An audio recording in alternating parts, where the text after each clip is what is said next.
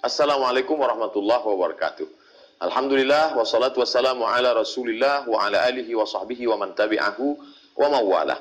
Di antara doa yang dipanjatkan Rasulullah sallallahu alaihi wasallam kepada Allah Subhanahu wa taala, Allahumma ja'al khaira ayyami khawatimah.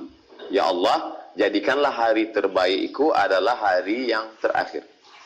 Kenapa hari terakhir? Karena banyak sekali hari. Ada hari awal, ada hari tengah, ada hari akhir, ada hari ujung.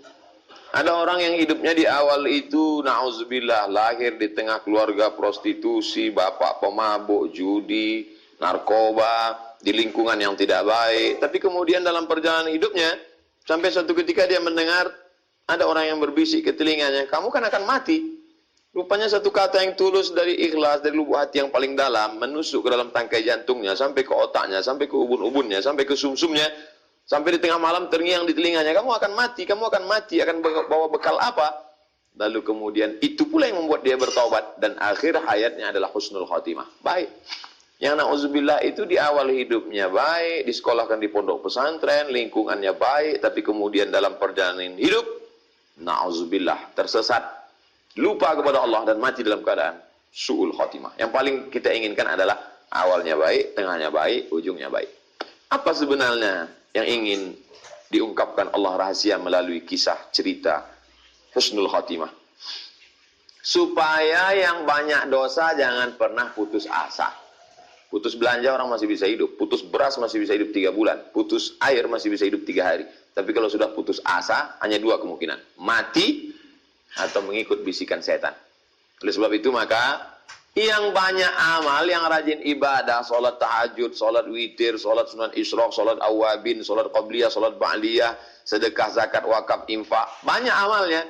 Jangan terlalu bangga, karena na'udzubillah, ya muqallibal qulub, berapa banyak yusbihu mu'minan wa yumsi kafiran. Paginya beriman, petangnya kafir, ingkar kepada Allah. Sebenarnya di balik cerita husnul khotimah itu adalah bagaimana kita senantiasa introspeksi diri, muhasabah, hasibu anfusakum qabla an tuhasabu.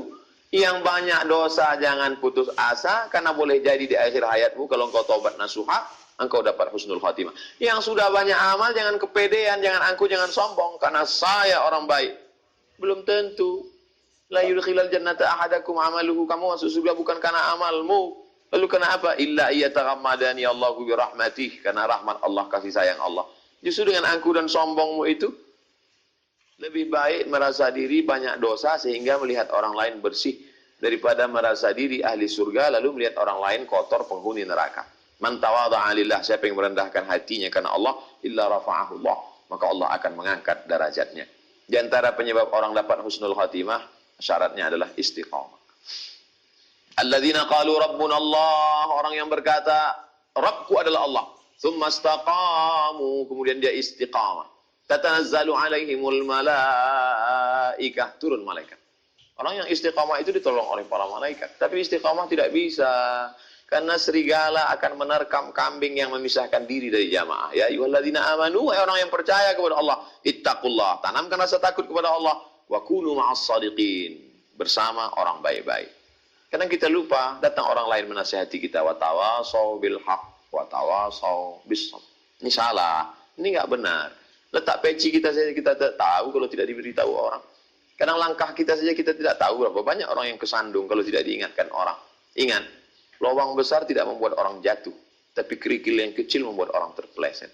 Karena orang selalu khawatir kalau musibah besar di depan, tapi karena dosa yang kecil, sepele, remeh-temeh, justru itu membuat dia jatuh dari kemuliaan Allah Subhanahu wa ta'ala. Di antara menyebabkan orang dapat husnul khatimah adalah selain istiqamah, banyak-banyak bersedekah. Shadaqatus sirri, sedekah rahasia, diam-diam, yang tahu hanya dia dengan Allah, tudfi'u mitatassu, menolak mati dalam keadaan su'ul khatimah.